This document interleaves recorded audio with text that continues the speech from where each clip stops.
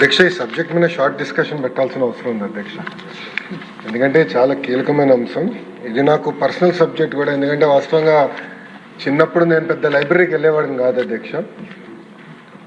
కానీ ఈరోజు దేవాంశం చూస్తే పెద్ద ఎత్తున పుస్తకాలు చదువుతాడు అధ్యక్ష. ఆ అలవాటు అనేది బ్రహ్మని నేర్పించింది. సో దేవాంశ్కి మొన్న మేము లండన్కి వెళ్తే కూడా 5 పుస్తకాలు కొంటే 5 రోజుల్లో 5 పుస్తకాలు చదివేశాడు అధ్యక్ష. సో వాస్తవంగా చాలా ఇంపార్టెంట్ హ్యాబిట్ అధ్యక్ష. ఎందుకంటే చాలా creative thinking, out of the box thinking అనేది లైబ్రరీలో పుస్తకాలు చదవడం ద్వారా వస్తుందని నేను కూడా బలంగా నమ్ముతున్నాను అధ్యక్ష. ఈ సబ్జెక్ట్ మీద మండలి బుద్ధప్రసాద్ గారు, పల్లె సుందరారెడ్డి గారు, గణబాబు గారు మాట్లాడారు అధ్యక్ష. మొదటి అంశం అధ్యక్ష, సెంట్రల్ లైబ్రరీ గురించి గౌరవ సభ్యులు కూడా బుద్ధప్రసాద్ గారు పోయిన సమావేశాల్లో ప్రస్తావించారు ఒక సందర్భంలో. దానికోసం అధ్యక్ష సుమారుగా 150 కోట్ల రూపాయలు ఖర్చు అవుతుందని మేము అంచనా వేసాం. ఎందుకంటే మీరు కోరినట్టు వరల్డ్ క్లాస్ లైబ్రరీ కట్టాలి. అంటే కేవలం మన రాష్ట్రంలో కాదు, మన దేశంలో ఎక్కడ లేని విధంగా ఒక వరల్డ్ క్లాస్ లైబ్రరీ ఉండాలి. కేవలం ఇన్ఫ్రాస్ట్రక్చరే కాదు, మనకు కావాల్సిన మ్యాన్యుస్క్రిప్ట్స్ ఇవన్నీ కూడా మనకు చాలా ఉన్నాయి అధ్యక్ష. ఇవన్నీ కాపాడాల్సిన బాధ్యత మనందరిపైన ఉంది కనుక చేయాలని నిర్ణయం తీసుకున్నాం. ఈరోజు గౌరవ ఇండస్ట్రీస్ మినిస్టర్ గారు హౌస్లో లేరు, ఆయన కౌన్సిల్లో ఉన్నారు. టీజీ భరత్ గారు నేను ఇట్లానే సింగపూర్లో మాట్లాడుతున్నప్పుడు ఆయన పర్సనల్గా తీసుకుని శోభా డెవలపర్స్ అని వరల్డ్ వైడ్ వాళ్ళు ఉన్నారు అధ్యక్ష. వాళ్ళు యాక్చువల్లీ ఆంధ్రాకి సంబంధం లేని వారు.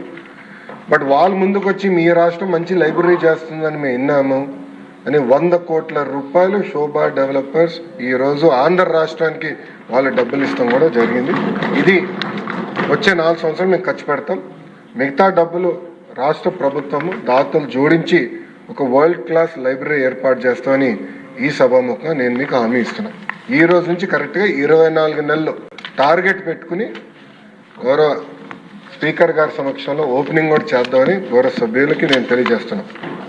రెండో అంశం అధ్యక్ష, వాస్తవంగా మనం ఒక్కసారి చూస్తే గౌరవ సభ్యులు చెప్పినట్లు పుస్తకాలు కొనుగోలు అనేది వాస్తవంగా సరిగా జరగట్లేదు.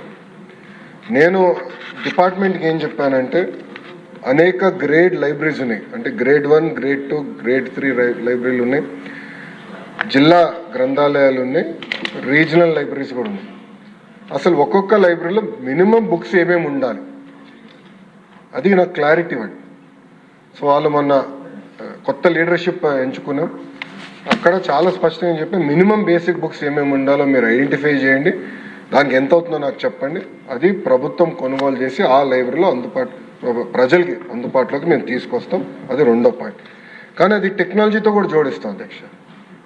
ఈ 100 రోజుల్లో ఆల్రెడీ యాప్ మేము డెవలప్ చేసాం, 100 రోజులు లాంచ్ చేస్తాం.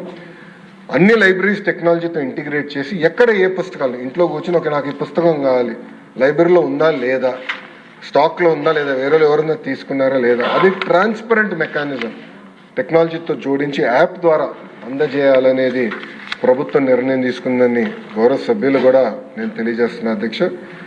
అంతేకాకుండా అధ్యక్ష, గౌరవ ముఖ్యమంత్రి గారు మన జరిగిన కలెక్టర్ కాన్ఫరెన్స్లో పెద్ద ఎత్తున డిజిటల్ లైబ్రరీస్ కూడా ఏర్పాటు చేస్తే బాగుంటుందని సూచించారు అధ్యక్ష. కేంద్ర ప్రభుత్వం అంటే గౌరవ ప్రధానమంత్రి గారి నాయకత్వంలో 1 నేషన్ 1 సబ్స్క్రిప్షన్ అనేది తీసుకొచ్చారు అధ్యక్ష. ఇది ప్రధానంగా యూనివర్సిటీస్కే పెట్టారు.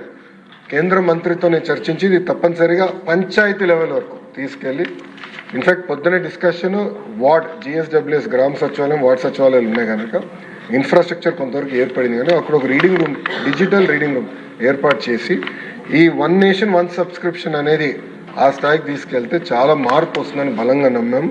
అది కూడా చేస్తామని గౌరవ సభ్యులు తెలియజేస్తున్న అధ్యక్ష.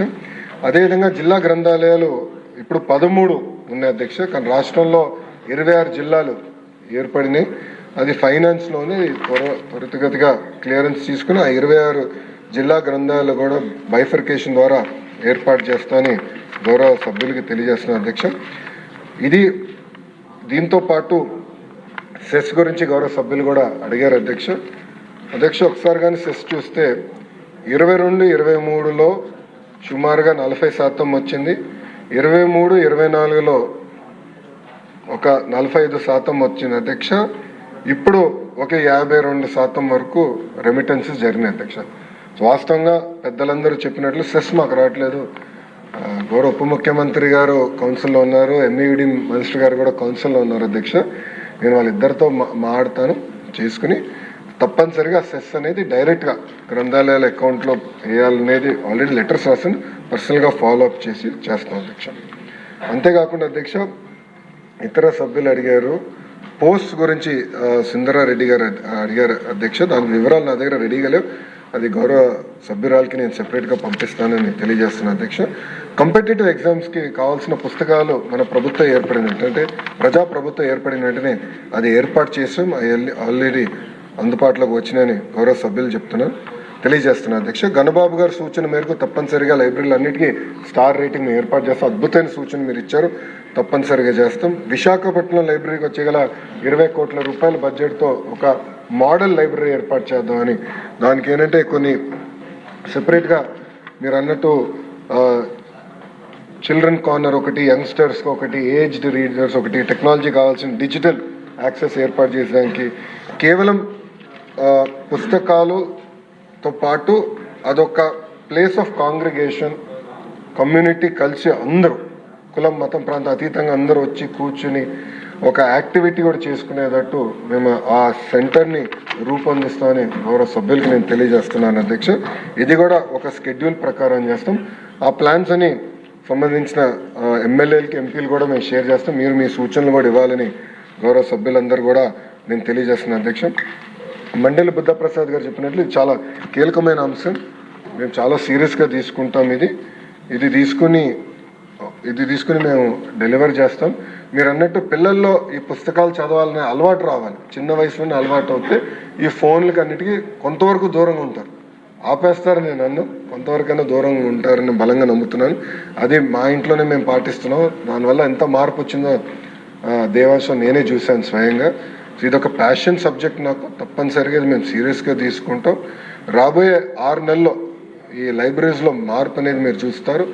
మంగళగిరి నియోజకవర్గంలో ఒక మోడల్ లైబ్రరీ, ఎందుకంటే నేను కూడా అన్ని 175 నియోజకవర్గాల్లో ఒక మోడల్ లైబ్రరీ కూడా ఉండాలని ఒక నిర్ణయం తీసుకున్నాం. దానికి ఎలా ఉంటే బాగుంటుంది అనేది మంగళగిరిలో మేము ఆల్రెడీ ఏర్పాటు చేస్తున్నాం. ఎండ్కి వచ్చింది వర్క్, అక్టోబర్లో మేము ప్రారంభిస్తాం. దానికి మిమ్మల్ని కూడా పిలుస్తాం అధ్యక్ష, మీ చేతుల మీదుగా ప్రారంభిద్దాం. మీరు కూడా చూసిన ఫీడ్బ్యాక్ ఇవ్వండి. ఇచ్చి ఒక మోడల్ ఐడెంటిఫై చేస్తే 175 నియోజకవర్గాల్లో ఒక మోడల్ లైబ్రరీ ఏర్పాటు చేసి, ఇదంతా ఇప్పటివరకు హార్డ్వేర్ గురించి మాట్లాడు. ఇప్పుడు సాఫ్ట్వేర్ కూడా ఏంటంటే ప్రతి నెల ఎలాంటి యాక్టివిటీస్ చేయాలి లైబ్రరీలో, అంటే పిల్లల్ని ఆకర్షించుకునే విధంగా ఎలా చేయాలి, ఎండాకాలం సెలవులు వస్తే ఎలాంటి యాక్టివిటీస్ పెట్టాలి, ఇదంతా కూడా చర్చిస్తున్నాం. కార్టూనిస్ట్ కూడా మేము కలిసాం అధ్యక్ష. గతంలో కార్టూనిస్ట్గా పనిచేసిన వారిని కూడా కలిస్తే చాలామంది అదొక యాక్టివిటీ ప్యాషన్గా చేస్తారు. అంటే కార్టూన్స్ గీస్తాం, మనం అదేవిధంగా కామిక్ బుక్ స్ట్రిప్స్ తయారు చేస్తాం అనేది ఒక ప్యాషన్గా చేస్తారు అదే. సో ఎండాకాలం సెలవులప్పుడు ఆ యాక్టివిటీ కూడా లైబ్రరీస్లో ఏర్పాటు చేద్దాం. అంటే టెక్నాలజీ నుంచి దూరంగా తీసుకొచ్చి పిల్లల్ని టైం టు టైం ఇలా ఇన్నోవేటివ్ మెకానిజమ్స్ ద్వారా లైబ్రరీలో యాక్టివేట్ చేయాలి, వాళ్ళ క్రియేటివ్ థాట్ ప్రాసెస్ యాక్టివేట్ చేయాలని ఒక లక్ష్యంగా పెట్టుకున్న అధ్యక్ష. ఇది కూడా ఒక స్కెడ్యూల్ ఆల్రెడీ వేసాం. ఆ స్కెడ్యూల్ కూడా గౌరవ సభ్యులు 3కి మేము పంపిస్తాం. దానిపైన మీరు మీ ఫీడ్బ్యాక్లు ఇవ్వండి, టైం టు టైం సూచనలు ఇవ్వండి. కానీ మీరు అన్నట్టు ఒక మాట చెప్పాలంటే మనం పట్టించుకోలేదు గతంలో లైబ్రరీస్ గురించి. ఇది సీరియస్గా తీసుకోవాల్సిన అవసరం ప్రభుత్వం పైన ఉంది. తప్పనిసరిగా మీ అందరి సూచనల మేరకు ఇది ఒక మోడల్, దేశానికి ఒక మోడల్గా రూపొందించే బాధ్యత ప్రభుత్వం తీసుకుంటుందని గౌరవ సభ్యులు తెలియజేస్తున్నారు.